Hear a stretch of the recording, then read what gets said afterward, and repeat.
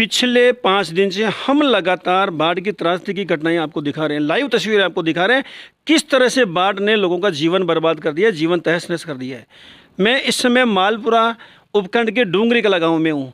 पिछले 5 दिन पहले यहाँ बरसात आई थी और डूंगरी के 3 तरफ रास्ते हैं। यहाँ के जो आवागमन के रास्ते हैं 3 तरफ के रास्ते हैं और तीनों रास्ते बनते हैं। हमने भी बहुत कोशिश करी यहाँ आने की, लेकिन क्योंकि बहाव तेज था पानी का और रास्तों में कटाव बना हुआ था, इसलिए हम यहाँ नहीं आ पाए। आज मैं यहाँ की भी आपको लाइव तस्वीरें दिखाऊंगा। इंडिया न्यूज़ की टीम यहाँ पहुँची है और जितनी हमने आपको कल बीपुर में दिखाई थी, अम्बापुरा में दिखाई थी, सेम कंडीशन यहाँ की है। मैं कैमरामैन से कहूँ इधर दिखाइए। ये एक व्यक्ति का घर है, यहाँ के जो निवासी, स्थानीय निवासी, उनका घर है। ये आरा मशीन है जो लकड़ी चीरने के काम में आती है। ये जो आप देख रहे हैं पानी में डूबी हुई थी और इसके आप देखें लगभग 5 फीट तक ऊपर पानी भरा हुआ था और जस्ट पीछे इसके एक बरामदा बना हुआ था जहाँ के निवासी रहते थे। लेकिन वो कच्चा मकान ढह गया। फिर पीछे दिखाता हूँ, इधर दिखाइए भाई साहब। ये इनका मकान था जहाँ ये निवास करते थे अपने परिवार के साथ में, अपनी महिलाओं के साथ में, बच्चों के साथ में। लेकिन उसी एक रात की बारिश में लगभग 4 से 5 घंटे की बारिश ने सब कुछ तहस नहस कर दिया। इनकी आजीविका छिन गई है और ये मकान तब मलबे के ढेर में तब्दील हो गया है। और सबसे बड़ी विडंबना की बात यह है, इस गांव में एक जगह नहीं है, इस गांव में मैं गांव का कोने कोने में आपको दिखाऊंगा जहां ये बर्बादी के अवशेष शेष बचे हुए हैं। और सबसे बड़ी विडंबना की जो बात है, मैं बार बार ये कहता हूँ, प्रशासन का कोई नुमाइंदा, प्रशासन का कोई अधिकारी यहाँ नहीं आया है। न किसी ने खैर खबर पहुँची है, ना किसी ने आके इनकी पीड़ा में शामिल हुए हैं और ये कहा कि आपके साथ क्या हुए। ये जो मैंने एक दृश्य आपको दिखाया, एक तस्वीर दिखाई है, इस तरह की पूरे गांव की लाइव तस्वीरें दिखाऊंगा मैं आपको और फिर बताऊंगा आपको कि प्रशासन कितना ज़्यादा निष्ठुर है, राजनेता कितने स्वार्थी होते हैं और जब आम आदमी में मुसीबत आती है तो इनके साथ कोई नहीं खड़ा होता है। इस जीवन में एक मकान बना था कमाई करके पूरी, और वो कमाई जो है पूरा मकान एक बार में अगर कुछ पलों में, कुछ सेकंडों में ध्वस्त हो जाता है तो आप कल्पना नहीं कर सकते कि उसके ऊपर दुखों का पहाड़ कैसे बीतता है। एक ही जो मकान देख रहे हैं पीछे, पूरी जिंदगी की कमाई एक बार में ध्वस्त नष्ट हो गई। भाई साहब बताएं, ये जो आपदा आई है, उस आपदा आने के बाद में नुकसान हुआ आपका, लेकिन हमारा बहुत नुकसान। कौन पूछने आया आपको? तो आज तक कोई भी प्रशासन, सरपंच साहब, एमएलए साहब कोई भी नहीं आया। ये छोटा सा मकान है, ये डस गया पूरा, चद्दर उद्दर सब डस गए। हमारे खाने पीने का सामान भी दब गया पूरा और कोई भी सामान नहीं पूछ रहा आज तक। ये साहब ये बात है, आप देख लो, दरअसल से पूरा पानी भर गया, यहाँ से इतना पानी बहा है और कोई भी बचाने के लिए प्रशासन, सरपंच साहब कोई भी नहीं आया आज तक। तो आपने किसी से शिकायत करी क्या? सरपंच साहब को भी बोले थे, सरपंच साहब ऐसे बोले भाई पूरे टोंक जिले में किस किस का क्या करें। अच्छा, ये बोले थे। देखो माँ के बारिश आई, न कोई सरपंच साहब आया, न कोई प्रशासन आयो, कोई भी अधिकारी आर माने यहाँ नखी हो कि भाई कहीं चेर कहीं कौन है। जिन्हें केवा सरपंच साहब ने तो ये कहे कि पूरा टूंक जिला में ही छे, मैं कहीं करा। छेड़ा दबगी, काबा पीबा सारो सामान सट्टो दब गयो और बेघर हो गया। मैं तो बिल्कुल भी घर भी कोने रेबा के लिए यह पोजीशन से, ये तो गांव बस्ती की विजेशी हूँ, कट गया मैं, नहीं तो पूरी हालत खराब हो चुकी थी माँ की। और दिन से आपसे के बच्चे भी ना आए कोई।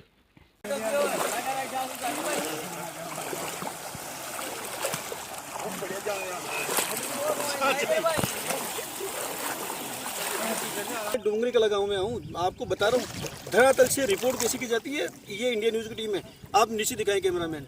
मैं यहाँ अभी घुटनों से ऊपर तक के पानी में खड़ा हूँ, पीछे का दृश्य दिखाएं आप पूरा। ये गांव का वो नाला जिसमें से अब मैं आपको वो दृश्य दिखाऊंगा।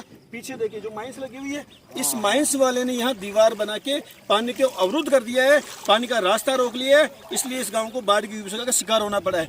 मैं आपको लाइव दृश्य दिखाता हूँ और हम लोग, मैं बार बार कह रहा हूँ, इंडिया न्यूज़ की टीम धरातल से रिपोर्ट दिखाती है। मैं धरातल से ही, ये जो लगभग देख रहे हैं आप 500 मीटर का पानी का नाला बना हुआ है, मैं इसको पार करके और जाके आपको लाइव दृश्य दिखाता हूँ। डूंगरी कला गांव में जब हमने ये पता करने की कोशिश की कि आखिर बाढ़ क्यों आई है, अतिक्रमण कहाँ है, जब गांव वालों को, ग्रामीणों को ये पता चला कि इंडियन न्यूज़ की टीम यहाँ खबर लगाने के लिए आई है, वो बाढ़ से पीड़िताओं से मिलने के लिए आई है, तो मेरे साथ में लगभग 50-60 ग्रामीण साथ हो गए और वो मुझे गांव से लगभग 2 किलोमीटर दूर लेके आए हैं। जिस जगह मैं खड़ा, उन्होंने बताया कि बाढ़ क्यों आई है। अब कैमरा मैन से दिखाता हूँ, इधर से दिखाएं। ये बहाव क्षेत्र है, ये बहाव क्षेत्र जो करीब ज़्यादा नहीं तो 1000 मीटर चौड़ा था। लेकिन अब आप पीछे देखें, ये माइन जो आप चल रही है, ये पीछे का जितना भी आप मलबा देख रहे हैं ये सारा का सारा अतिक्रमण है।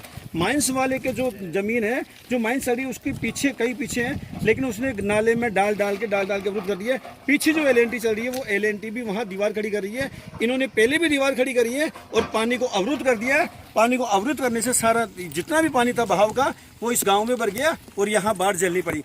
यहाँ ग्रामीण है, उनसे बात करूँगा और फिर भाई साहब बताएं आखिर ये जो बहाव आए जो पानी का। जी सर, ये काल काफी चौड़ा हुआ था।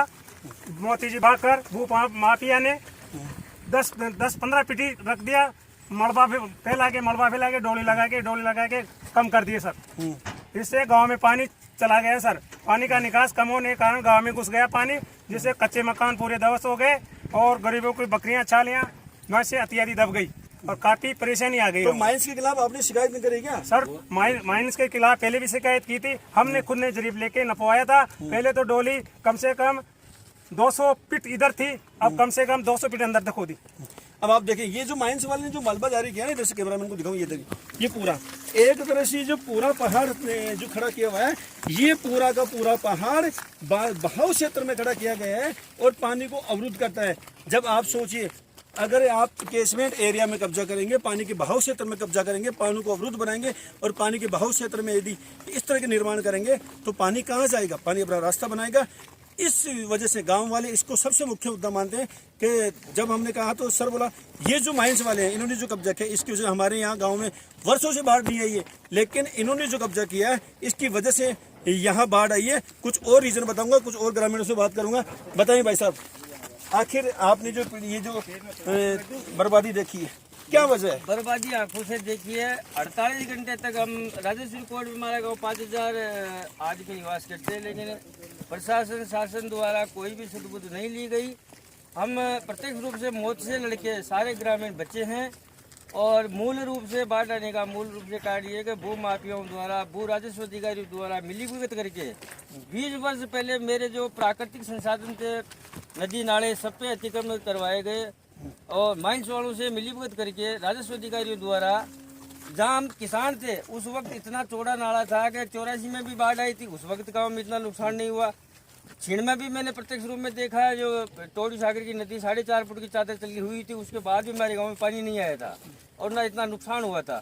आज इन खनन माफियाओं द्वारा, भू राजस्व अधिकारियों द्वारा तरमीमें गलत करके, जब हम किसान थे उस वक्त तो उस किसान की ज़मीन नहीं थी वहाँ पे, और जब आज माइंस वाले आ गए तो आज वो महज 100 मीटर दूरी पे ही माइंस चल रही है गाँव के अंदर।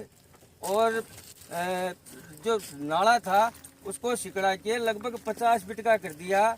अब बताइए, जहाँ नागबनी डैम 3 जगह से टूटा हुआ है उसका भयंकर पानी आया, हमारे गांव को बर्बाद कर गए। नागबनी पानी बांध टूटा, उसका पानी भी आया, बरसात भी अतिवृष्टि हुई और साथ में ये जो माइंस वाले हैं इन्होंने भी अवरुद्ध कर दिया। ग्रामीण बताते भाई साहब, ये जो नागबनी बांध का बहाव क्षेत्र यही है, इसमें हम लोग नपाने भी आए थे। बीच में से यहाँ रास्ता था जो हमारे फील्ड में भी जाता है, डांड में भी जाता है और चरागा भी जाता। उनको ब्लास्ट करके उसको कुछ भी किया इन्होंने, ये हमें पता भी नहीं है। उसके बावजूद इन्होंने बोला भाई रास्ता, आज कोई रास्ता नहीं है जाने के लिए, कोई भी नहीं जाने। हमारे कोई दाग वगैरह मर जाते, हमारे मसानों को खा गए पूरे के। अगर कोई जलाने भी आता है तो यहाँ न तो कोई जलाने जाने देता है, न यहाँ जाने देता। कुल मिला के ग्रामीणों का आरोप ये है कि बाढ़ तो इस वजह से आई है, लेकिन इसके अलावा यहाँ शमशान भूमि थी, शमशान भूमि पर भी जो भू माफिया है उन्होंने कब्जा कर लिया है और उनके कब्जे से, उनके अतिक्रमण से हमें भुगतना पड़ रहा है। और ये जो पानी का बहाव क्षेत्र है, ये पूरा का पूरा पानी था बाढ़ का हमारे गांव में घुस गया और हमें भुगतना पड़ा। गांव में अतिवृष्टि होने का और बाढ़ आने का एक और कारण बताता हूँ आपको। ग्रामीणों जो जहाँ जिस लोकेशन में मैं खड़ा हूँ, मैं बताता हूँ आपको, ये बहाव क्षेत्र है। आप पूरा पूछा, थोड़े से पीछे हो जाएँ, यहाँ से देखें, यहाँ से ठीक 3 दिन पहले 4 से 5 फीट पानी बह रहा था और भू माफियाओं ने इसको अवरुद्ध करने का कैसा प्रयत्न किया है कि जितने देख रहे हैं आप, PWD सड़क का जो निर्माण कार्य था उसमें डाल दिया गया और इस नाले को अवरुद्ध करके नाले में तब्दील करके, यहाँ से दिखाएं कैमरामैन, ये जितनी ज़मीन आपको दिख रही है, धरातल दिख रहा है, ये सारा का सारा कब्जा किया हुआ है। पंचायत राजस्व अधिकारियों और इन जो भूमाफिया उनकी मिलीभगत करके ग्रामीण आरोप लगाते हैं कि भाई साहब इन्होंने जब ये मिलीभगत करके ये आरोप लगाया, पानी में ये जो मलबा डाल दिया, यहाँ दीवार बना दी गई, पानी अवरुद्ध हो गया। और आप पीछे से दिखाता हूँ, इधर से देखिए, पानी ने अपना रास्ता चेंज किया और रास्ता बदलकर यहाँ से होते हुए सीधा गांव में चला गया।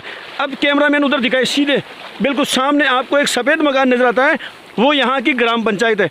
जब यहाँ ना दीवार बना दी गई, मलबा डाल दिया गया, तो सीधा पानी यहाँ से निकला और गांव में चला गया, गांव में तबाही मचाई। यहाँ तक कि ग्राम पंचायत के अंदर भी 4 से 5 फीट पानी भर गया और जितने दस्तावेज सारे के सारे खराब हो गए। आज हम जब हम ग्राम पंचायत में गए थे तो वहाँ के जो कार्मिक हैं वो दस्तावेजों को सुखा रहे थे। लोग आम आदमी के जीवन को किस तरह के संकट में डालते हैं, किस तरह मिली भगत करके अपने स्वार्थ को पूरा करते हैं, इसका ये जीता जागता उदाहरण है। अब जो डोली तला ये देखो यहाँ लाग रही है पट्टी बन रही साहब, तो आज दिन तक भी ना आयो संभालवा। सरपंच साहब ना आएगा, सरपंच आयो उनको वो मेंबर का एक बापड़ा सरपंच ना आयो न शियार आयो उनको वो आयो टोडाड़ो। हाँ कशो ना आयो न घर घर मानते टट्टी कर मैं उठाऊँ लो, अरे आज उठाओ छोड़ मुंडो न दे क्या दियो, अरे योडे यार ना रहे कोने। हाँ बोलो सरपंच ये शान का सरपंच गाँव का कहते कंजर वो था को कंजर है, वो था को गुजरा को तुम जो था को कंजर कहीं सुना था नीचों बातों करना आज। हाँ जो पेट पड़ दियो खुद को अपनों जो 12 लाख आज वो शल्यां पसरी थे पाची गाँव का अठवा दियार वो शल्यां ना पाची पसादी खाड़ कमाई ना गाँव में कितना वर्ष पहले हमको पानी आए थे बताओ। कहीं ना साहब मुँह आज 70 साल को यो मुँह ना यो शान को बाढ़ कौन देखो। तो बाढ़ आबा को कहीं कारण मानो तो बाढ़ आबा को यो कारण यो वो टूट गयो बंद टूट गयो बंद टूटवा मार या तो नापकनी को बंद टूटवा मार या आई जमना आयो कत्ता संभालियो कौन साहब कत्ते नहीं संभाले। हाँ कत्ता ही बिल्कुल देखियो यहाँ पे थोड़ी दूर आगे नागफनी का बंदा है, तो वो क्या है 4 दिन से टूट के पड़ा है, कोई संभालने नहीं आ रहा, वहाँ को रोकने नहीं आ रहा। अगर चांद से चलने पे ही है, अगर वो चल गया ना तो यहाँ बाढ़ के हालात हो जाएंगे। डूंगरी में इतना पानी आ रहा है, अब वो रोकने की हम वहाँ टोंक तक भी चल गए लेकिन वो रुक नहीं रहा आज तक। शिव के पास गए थे कल, वो भी किए कि पंचायत में आता है, वीडियो साहब के पास जाया है, सबके पास जाया है, लेकिन वो बांध अभी भी कोई कार्रवाई नहीं है। आपके गांव में इतनी सारी तबाही मची, आपने शिकायत नहीं करी क्या अधिकारियों को? अरे साहब सबको कर रहे हैं लेकिन कौन सुनता है, कोई सुनता ही नहीं।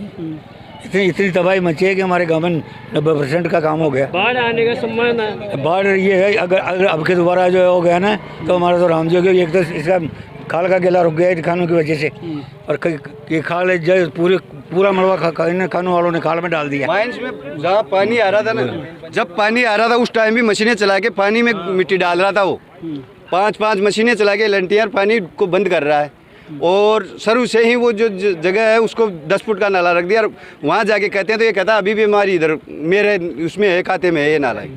अधिकारियों को खूब अवगत करा दिया, ऊपर तक 181 रुपये खूब होती है, जहाँ जहाँ माइनिंग विभाग में सब में अवगत करा दिया, लेकिन प्रशासन से बिल्कुल उम्मीद खो चुका। पूरा गाँव ऐसे खो चुका कि सब जगह शिकायत कर चुके, कहीं भी कोई आसरा नहीं मिलता है। इसलिए गांव सारा शिकायत के लिए बोल रहे हो। इसलिए अब सोच लिए भाई हमको बहना है या मरना है, जो भी करना है, किसी के प्रशासन के भरोसे भी नहीं रहे, इसलिए शिकायत नहीं कर रहे गांव के। सब गांव में आज 5 दिन हो गए, 5 दिन में एक सरकारी कारिंदा आके ये नहीं पूछा, गांव में कोई प्रशासन का व्यक्ति भी कोई भी आके ये नहीं पूछा कि भाई क्या स्थिति है गांव में, किसके पास नाज रहा, किसके पास चारा रहा, किसके पास कपड़ा रहा, किसके पास कुछ नहीं रहा। हालांकि उससे भी कोई दिक्कत नहीं है, मत दो हम ले के बाढ़ चूट के खा लेंगे गांव वाले, लेकिन कम से कम प्रशासन की जो उम्मीद है ना वो आके ये तो पूछ सकते हैं, कुशल समय तो पूछ सकते हैं ना। लेकिन कोई भी प्रशासन का मीडिया वगैरह भी कोई भी ये हमारी ये नहीं है चर्चा में है गांव। और हम बांध टूट गया वो उस दिन से आज भी कोई जा रहा नहीं है उस पर। इधर से वो माइंस वालों ने काटा है बांध को, इधर से तो उन्होंने एलएनटी लगा के काटी है। ग्रामीण इतने उत्तेजित और इतने आक्रोशित है, वो कहते हैं कि भाई अरे हमारी पीड़ा आपको नहीं पूछनी, मत पूछिए, हमसे चर्चा नहीं करनी है, मत करिए, लेकिन कम से कम हमारे जो ऊपर जो बीत रही है, जो आपकी वजह से जो भूमाफिया है, जो अतिक्रमणकारी है, कम से कम वो अतिक्रमण तो हटाएं ताकि दोबारा से इस तरह की व्यथा नहीं हो, दोबारा से इस तरह का गाँव बर्बाद नहीं हो। ये जो त्रासदी है दोबारा से हमें देखनी नहीं पड़े। गाँव वाले एक आरोप और लगाते हैं कि भाई साहब मानसून की शुरुआत है, यदि अब इस नागफनी बांध जो टूटा था वो, और ये जो मलबा जो डाला हुआ है नाले में, जो मलबा डाला हुआ है, जो नाले को नाली में तब्दील किया गया है, अगर ये अतिक्रमण नहीं हटाया गया तो ये गांव राम भरोसे है और इस गांव में बाढ़ से भी बदतर हालत हो जाएगी यदि ये मलबा नहीं हटाया गया और अतिक्रमणकारियों के खिलाफ कार्रवाई नहीं की गई तो। मैं देवी शंकर सोनी, कैमरा पर्सन गोपाल नाइक के साथ।